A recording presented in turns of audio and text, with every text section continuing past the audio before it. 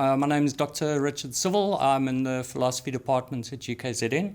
Today I want to be talking about experiential practices surrounding attendance or developing attendance through e-journaling and using MCQs for formal assessment.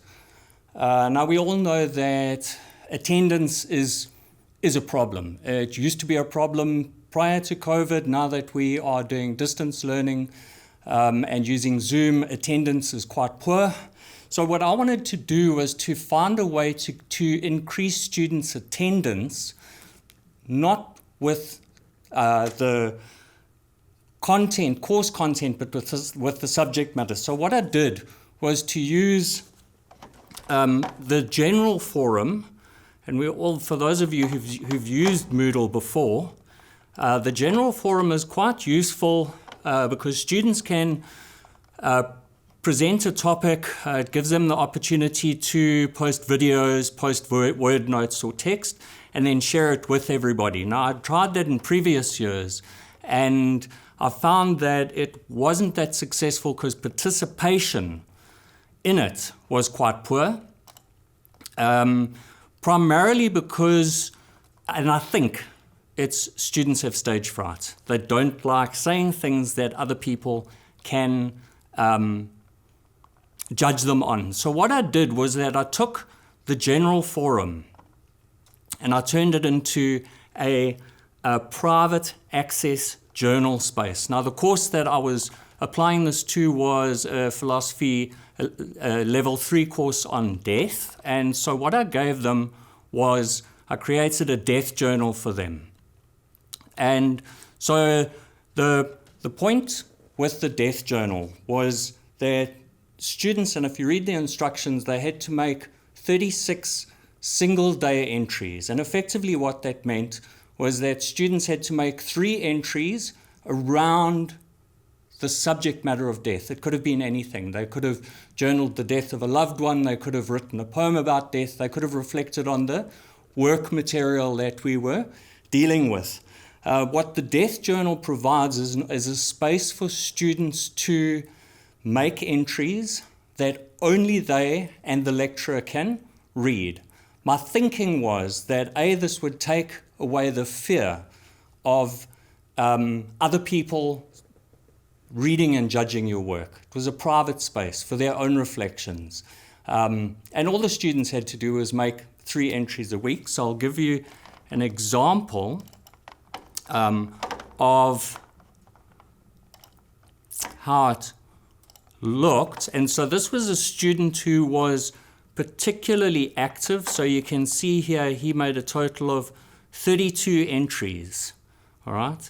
And to look at the entries, you can see some of them are quite involved and quite lengthy. The student really applied his mind to it. A lot of the time, he wasn't really talking about the text or the content matter of the text itself, but the thinking was that he had the opportunity to reflect on the subject matter of death, which is pertinent to all of us. As with the general forum, this still gives the student the opportunity they don't just have to do text, they can write, they can post videos, they can post pictures, and they can post voice notes. Also, like the general forum, me as a lecturer had the opportunity to reply to what the student had posted or not. Some of it was reasonably successful, some of it wasn't. So this is an instance of a student who didn't do it particularly successful. Although they made entries, you can have a look at the date. And the instruction was that the student make 36 single day entries. This student was one of those lastminute.com students who ended up making a bunch of entries on one day, pretty much following each other. So not foolproof, but I found it quite useful to ensure that the students did think about the material. And of course, then there were other students who posted nothing. So feedback from the student. Because it was just experiential, I stupidly didn't do post questionnaires or anything to find out from students, but I did get some feedback from students. Positive feedback from students was that it gave them a separate space to write their thoughts, either about the text or what they were thinking, whether they'd watched a movie, and so that was quite good.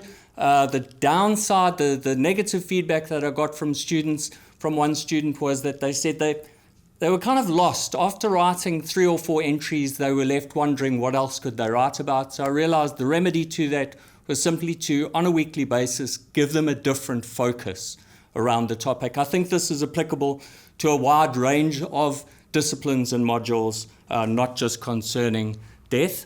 The second thing I want to talk about is using MCQs for formative assessment. Now, I'd used MCQs for summative assessment to test students at the end of a module.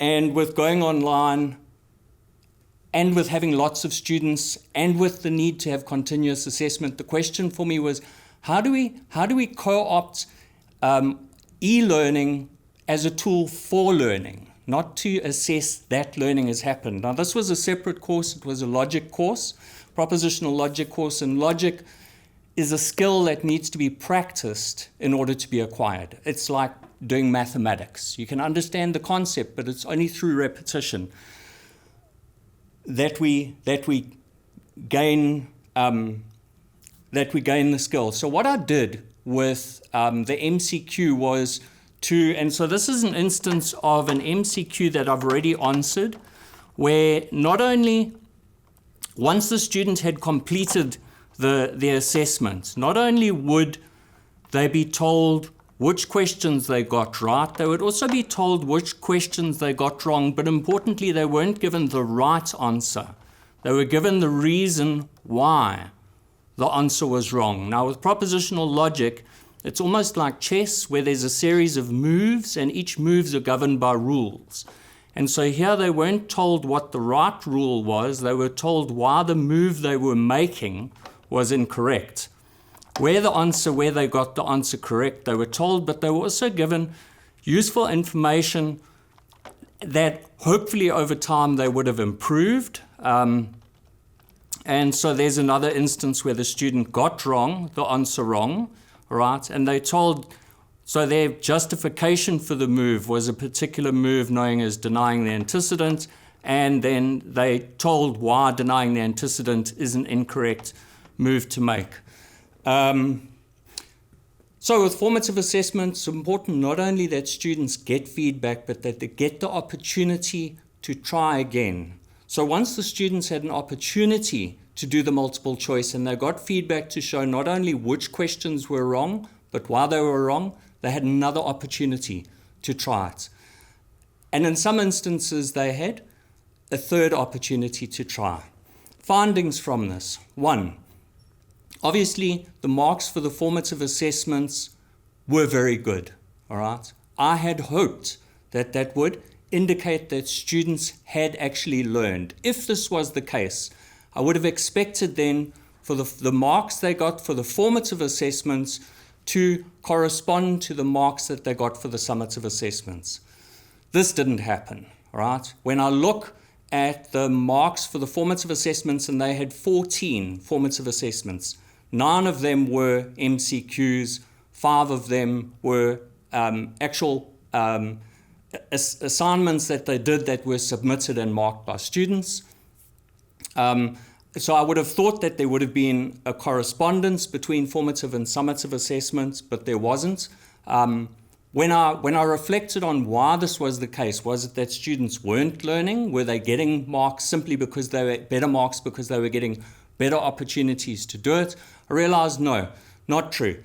That I think I can account for the fact that students got better grades in the formative assessments than in the summative assessments, because with the formative assessments, we took the 10 best highest marks out of the 14 and took the average.